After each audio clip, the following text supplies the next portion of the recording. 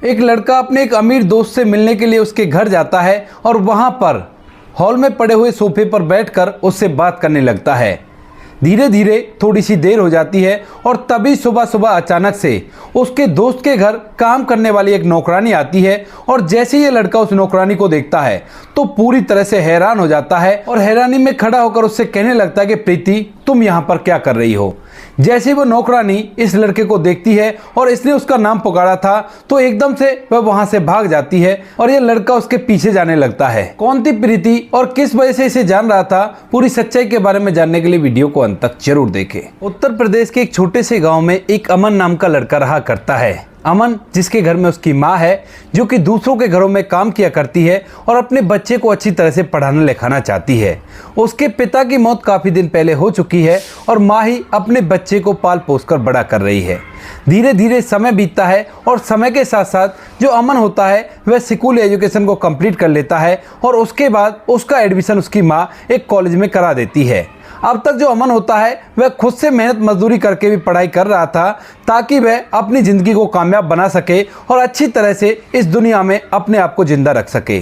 माँ जो होती है वह बार बार बच्चे को प्रेरित किया करती बड़ा आदमी बनने के लिए और अमन भी यही सोचा करता था। लेकिन जैसे ही अमन कॉलेज में जाता है तो वहाँ पर उसकी मुलाकात एक प्रीति नाम की लड़की से होती है जो कि देखने में काफ़ी ज़्यादा खूबसूरत थी और अमन पहली ही नज़र में उसे अपना दिल दे बैठता है। इसके बाद अमन और प्रीति एक दूसरे से बातचीत करने लगते हैं और बातचीतों के दौरान एक दिन जो अमन होता है वह अपने दिल की बात प्रीति से कह देता है। प्रीति का परिवार अच्छा खासा रुपए पैसे वाला था, लेकिन वहीं पर जो अमन था उसके पास ज़्यादा रुपए पैसा नहीं था। वह तो जैसे तैसे करके अपनी कॉलेज की पढ़ाई कर रहा था, लेकिन देखने में काफ़ी ज़्यादा हैंडसम था। अब जब प्रीति अमन को देखती है कि वो उससे प्यार का इजहार कर रहा है तो पहले तो उससे मना करती है और इसके बाद जो अमन होता है वह मायूस होकर वहाँ से लौटने लगता है। लेकिन जब अमन से उसने मना कर दिया था और उसके बाद जब भी कभी अमन के पास आया करता तो वह देखा करती कि अमन पहले से ज़्यादा उदास रहने लगा है और इसके बाद वह अमन के बारे में सोचने लगती है।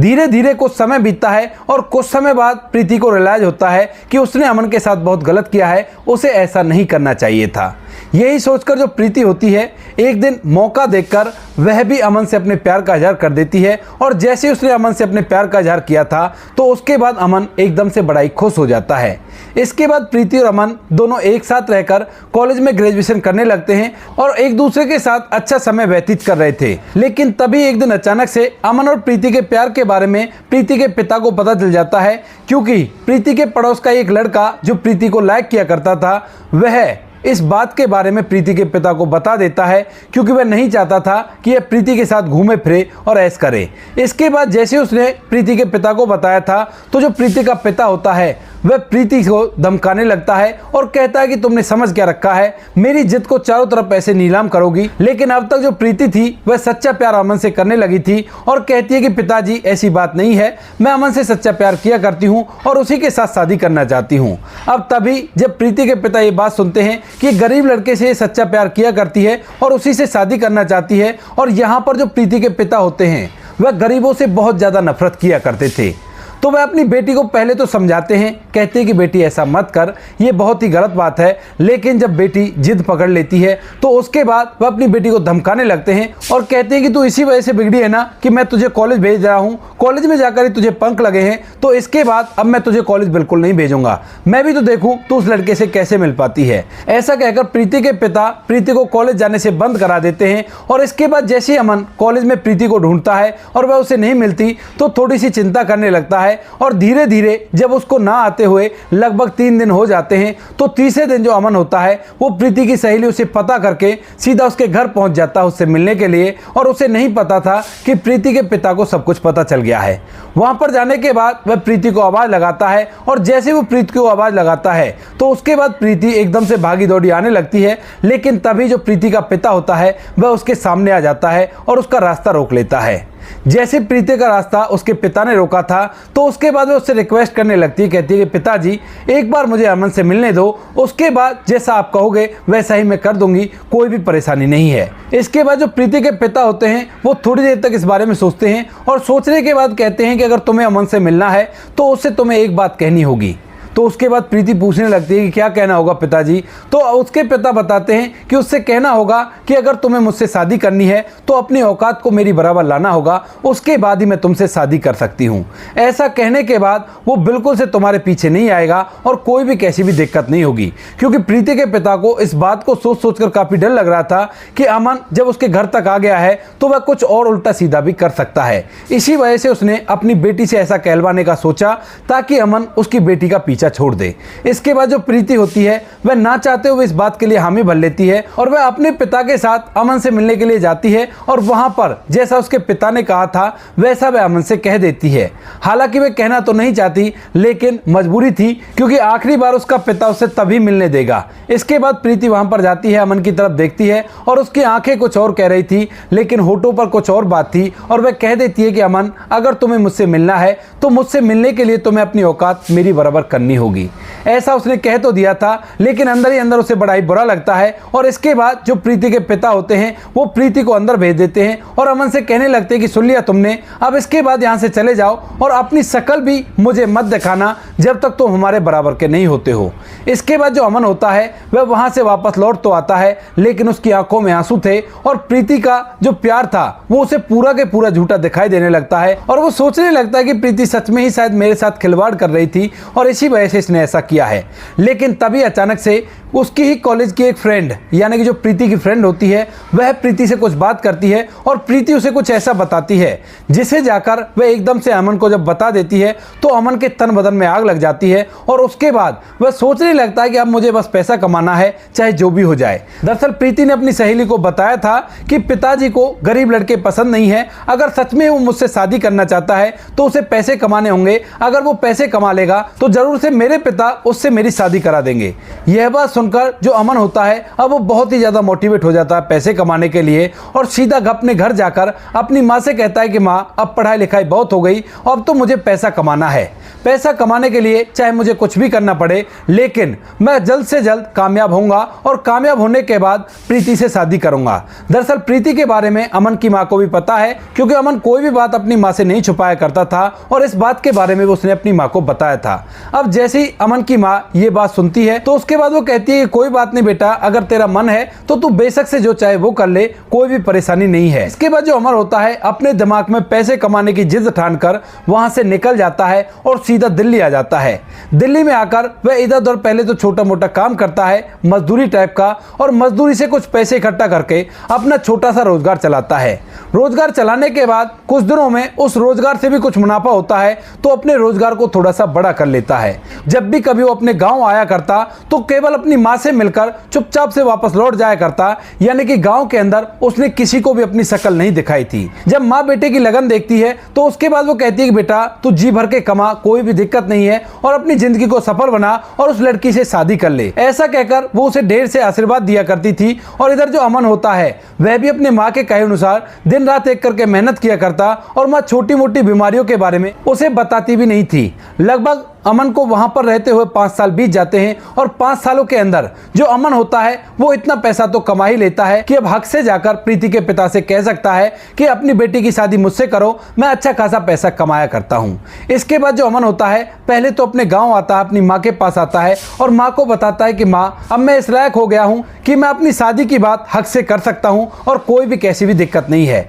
यही सोचकर जो अमन होता है सीधा प्रीति के गाँव में जाता है और वहां जाकर जैसे प्रीति के घर पर पहुंचता है तो उस घर के अंदर कोई और लोग रहा करते थे। और जब अमन पता करता है कि प्रीति कहाँ गई है तो उसके बाद उसे एक ऐसी बात सुनने को मिलती है कि एकदम से उसके पैरों तले से जमीन खिसक जाती है। दरअसल जो प्रीति के पिता थे वो आज से लगभग 2 साल पहले प्रीति को अपने साथ यहाँ से शहर ले गए थे, क्योंकि प्रीति बार बार अमन को याद किया करती थी और उसे ये भी पता चलता है कि उसके पिता ने उसकी शादी एक अमीर लड़के से करा दी है और वहीं पर वो लोग सेटल हो गए हैं। अब इस बात को सुनकर अमन के पैरों तले से जमीन खिसक जाती है कि जिस प्रेमिका के लिए वो इतनी मेहनत कर रहा था उसकी तो शादी हो चुकी है और वो यहाँ से किसी और शहर में जा चुके हैं। इसके बाद जो अमन होता है वह पूरी तरह से टूट जाता है और टूटकर अपनी माँ के पास पहुँचता है। माँ को रो रो कर पूरा हाल बताता है और कहता है कि माँ, तेरे बेटे की इच्छा अधूरी रह गई और अब कुछ भी नहीं हो सकता। लेकिन तभी जो माँ होती है अपने बेटे अमन को सहारा देती है और कहती है कि बेटा, जो कुछ भी होता है उसको पॉजिटिव लेना चाहिए और सोचना चाहिए कि ऊपर वाले ने जो कुछ भी हमारे साथ किया है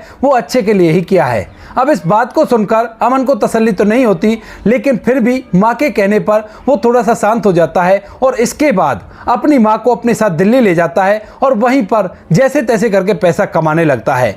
मन तो उसका नहीं होता है, लेकिन अब जो इतना बड़ा बिजनेस उसने खड़ा कर लिया था उसकी देखभाल तो करनी ही थी और धीरे धीरे कुछ समय और बीत जाता है। दिल्ली में काम करते हुए उसे लगभग 3 साल और बीत गए थे और 3 साल बाद उसकी जो माँ होती है वह काफ़ी ज़्यादा बीमार रहने लगती है और फिर वह अपने बेटे से शादी के लिए बोलने लगती है। लेकिन बेटा माँ से साफ साफ मना कर देता है, कहता है कि नहीं माँ, मैं शादी नहीं करूँगा क्योंकि मैं प्रीति से प्यार किया करता था। अगर इस ज़िंदगी में प्रीति नहीं आई तो उसके अलावा कोई भी लड़की नहीं आएगी। अब यह बात सुनकर माँ को बुरा तो बहुत लगता है, लेकिन उसे भी पता है कि उसका बेटा प्रीति से कितना प्यार किया करता है। धीरे धीरे करके समय बीतने लगता है और समय के साथ साथ माँ कई बार उससे कहा करती है कि बेटा शादी कर ले, लेकिन बेटा साफ साफ मना कर दिया करता है। और जब भी माँ उससे कहा करती कि बेटा ज़िंदगी बहुत बड़ी है, बुढ़ापे में बच्चों की ज़रूरत होती है, तो वो कह देता है कि माँ तू चिंता मत कर, तेरा बुढ़ापे का सहारा तो मैं हूँ, लेकिन मेरे लिए जो भी होगा मैं अपने आप देख लूँगा, आप इस बात की चिंता मत करो। ऐसा कहकर वह उससे मना कर देता है और धीरे धीरे समय बीतने लगता है। समय के साथ साथ जो अमन होता है उसकी माँ की भी मौत हो जाती है और अब इसके बाद वह बड़े से बंगले के अंदर अकेला रहा करता। बहुत बड़ा उसका बिजनेस है जिस पर वो जाया करता काम करने के लिए, लेकिन उसकी जिंदगी पूरी तरह से बेरंग होती है और वह बार बार प्रीति को याद किया करता और उसी के बारे में सोचा करता। अपने कॉलेज की उन किताबों को निकाला करता जिन किताबों पर कभी कभार प्रीति अपने हाथ से कुछ लिख दिया करती थी और उसे दे दिया करती थी। उन अक्षरों को पढ़ पढ़कर वह इन्हीं के सहारे अपनी जिंदगी व्यतीत कर रहा था। ऐसा ही करते हुए अब उसे लगभग 10 से 12 साल बीत जाते हैं प्रीति को देखे हुए और वह प्रीति की याद में ही अपनी जिंदगी को बिताने का फैसला कर चुका था और वहीं पर अच्छी तरह से सेटल हो गया था। एक दिन की बात होती है, एक दिन अमन सुबह सुबह अपने एक बिजनेस पार्टनर जिसका नाम रवि होता है उससे मिलने के लिए उसके घर पर जाता है, क्योंकि उसके घर पर कोई भी नहीं था और उसने कहा था कि यहीं पर आजा, यहीं पर बातें करेंगे, कोई भी दिक्कत नहीं है। क्योंकि अक्सर उसके घर पर उसकी पत्नी रहा करती, तो पत्नी के होते हुए अमन उसके घर पर नहीं जाया करता था। लेकिन जब उसकी पत्नी और बच्चे मायके गए हुए हैं तो उसके बाद वह उसके घर पर जाने के लिए तैयार हो जाता है। सुबह सुबह जल्दी उठकर वह वहां पर पहुंच जाता है और अपने दोस्त से बात करने लगता है। बातों के दौरान जो रवि होता है वह उससे ढेर सारी बिजनेस की बातें करता है और थोड़ा सा समय व्यतीत हो जाता है। तभी अचानक से उनके घर की नौकरानी का आने का टाइम हो जाता है और जैसे ही दरवाजा खोलकर नौकरानी घर के अंदर आती है तो अमन उसे देखकर पूरी तरह से हैरान हो जाता है। वह उसे देखकर एकदम से खड़ा हो गया था और जैसे ही नौकरानी भी उसे देखती है तो वह भी वहीं पर गेट के पास ही खड़ी हो गई थी। अब यह सब कुछ देखकर जो रवि होता है वह पूरी तरह से हैरान है और सोचने लगता है कि इसको क्या हुआ और ये नौकरानी को इस तरह से क्यों देख रहा है। लेकिन तभी जो अमन होता है वह कहने लगता है कि प्रीति तुम यहाँ पर, तुम क्या कर रही हो यहाँ पर। अब इसके बाद जो प्रीति होती है जैसे ही वो देखती है कि सामने अमन खड़ा हुआ है और वह उसे अब भी पहचान रहा है और नाम से उसे पुकार रहा है, तो एकदम से उल्टे पैर वहां से भागने लगती है और अमन भी उसके पीछे जाने लगता है। लेकिन तभी जो रवि होता है उसे रोकने लगता है और कहता है कि अमन क्या हुआ, क्या परेशानी है और तुम इसके पीछे क्यों भाग रहे हो, ये तो हमारे घर की नौकरानी है, रोज यहाँ पर काम करने के लिए आती है। अब इस बात को सुनकर जो अमन होता है रुक तो जाता है, लेकिन उसके दिमाग में ढेर सारे सवाल गूंजने लगते हैं और वह सोचने लगता है कि जब इसका पिता अमीर लड़के से इसकी शादी करा देता है तो उसके बाद ये नौकरानी का काम क्यों कर रही है और इन सभी का रीजन उसे जानना था। अब जो अमन होता है वह रवि से उसका एड्रेस पूछता है और एड्रेस पूछने के बाद रवि को लेकर अपने साथ चला जाता है और कहता है कि आगे की कहानी के बारे में तुझे वहीं से पता चलेगा, क्योंकि मेरा उससे मिलना जरूरी है, मुझे ढेर सारे सवाल उससे करने हैं। यही कहकर जो अमन होता है वहां से सीधा उस पते पर चला जाता है जहां पर फिलहाल प्रीति का बुजुर्ग पिता और उसकी बुजुर्ग माँ दोनों के दोनों एक झोपड़ी नुमा घर में रहा करते हैं और वह एक झोपड़पट्टी होती है। अब वहां पर जाकर जैसे वो प्रीति के पिता और उसकी माँ को देखता है और प्रीति का पिता उसे देखता है तो एकदम से प्रीति के पिता की आंखों में आंसू आ जाते हैं और वह एकदम से फूट फूट कर रोने लगता है। अब इस बात को देखकर अमन पूरी तरह से हैरान है,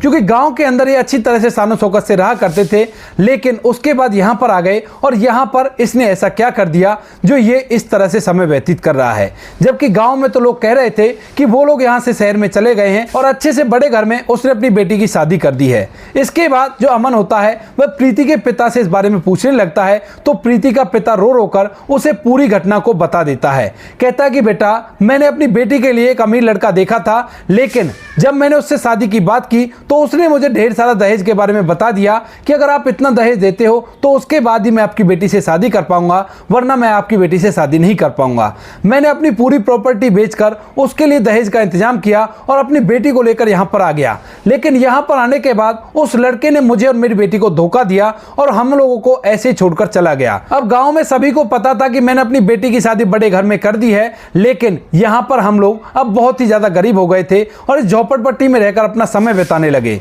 पहले तो मैं भी मजदूरी किया करता था, मेरी पत्नी भी मजदूरी किया करती थी और बेटी भी मजदूरी किया करती थी, लेकिन अब हम लोग बीमार हो गए हैं और बीमारी के चलते जो प्रीति है वही मजदूरी किया करती है और मजदूरी करने के बाद हम लोगों की देखरेख कर रही है। ऐसा कहते हुए प्रीति का पिता फूट फूट कर रोने लगता है। तो उसके बाद जो अमन होता है उन्हें चुप कराता है, कहता है कि कोई बात नहीं, आप चुप हो जाओ, कोई बड़ी बात नहीं है, जो हो गया उसे भूल जाओ। वह उसके माता पिता को चुप ही करा रहा था, लेकिन इतनी ही देर में प्रीति वहां पर आ जाती है और जैसे ही अमन को अपनी झोपड़ी में देखती है तो उसके बाद कहने लगती है कि अमन, तुम यहां पर क्या कर रहे हो, चले जाओ यहां से, मैं तुमसे बात नहीं करना चाहती। लेकिन तभी अमन कहता है कि प्रीति, मुझे सब कुछ पता है और मुझे यह भी पता चल गया है कि तुम्हारे पिताजी ने तुमसे वो बात कराई थी, क्योंकि उसने उसे यह बात भी बता दी थी। अब इसके बाद जो प्रीति होती है वह अमन की तरफ देखती है और देखने के बाद अपनी आंखों में आंसू ले आती है। वह कहती है कि अमन, शादी तो मैं तुमसे ही करना चाहती थी, लेकिन पिताजी की जिद की वजह से ये सब कुछ हो गया। अब यहाँ पर आने के बाद जब ये सब कुछ हो जाता है तो उसके बाद मजबूरन मुझे अपने माता पिता की देखभाल करनी पड़ती है,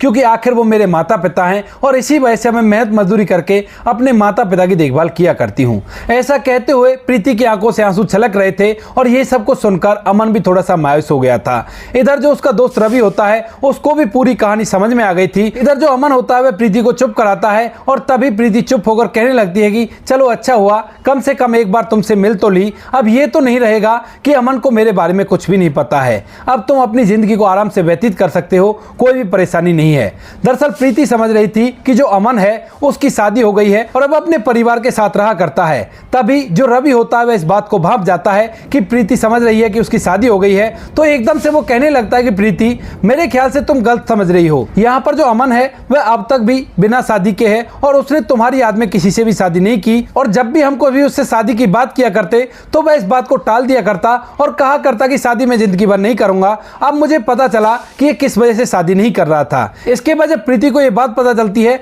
तो वह अमन की तरफ देखती है और अमन हाँ में सर हिलाता है। दोनों एक दूसरे की तरफ देखते रहते हैं, लेकिन तभी जो अमन होता है वह प्रीति के पिता से कहता है कि अंकल जी, अब तो मेरी औकात आपके बराबर होगी ना, अब तो आप अपनी बेटी की शादी मुझसे करा दोगे। यह बात सुनकर प्रीति के पिता, प्रीति की माँ और प्रीति और साथ में रवि की आंखों में आंसू आ गए थे और आंसू आने के बाद वो खुश होकर प्रीति की शादी रवि से करने के लिए तैयार हो जाते हैं। अमन से प्रीति की शादी करा दी जाती है और शादी के बाद जो अमन होता है प्रीति के माता पिता को अपने साथ ले जाता है और सारे गिले शिकवे मिटाकर उनकी सेवा करने लगता है। तो दोस्तों ये थी आज की कहानी। आपको जैसी भी लगी कमेंट सेक्शन में बता देना। वीडियो अगर अच्छी लगी हो तो वीडियो को लाइक और चैनल को सब्सक्राइब जरूर करें, ताकि हमें थोड़ा सा हौसला मिले आप लोगों के लिए ऐसी अच्छे वीडियो बनाने के लिए। इन कहानियों को सुनाने का उद्देश्य किसी को परेशान करना बिल्कुल भी नहीं है। यह कहानी आपको इसलिए सुनाई जाती है ताकि आप लोग इन कहानियों में से कुछ ना कुछ सीख सको और अपने जीवन में उस चीज़ को अप्लाई कर सको। मिलते हैं किसी नेक्स्ट वीडियो नए टॉपिक के साथ, तब तक के लिए जय हिंद, जय भारत,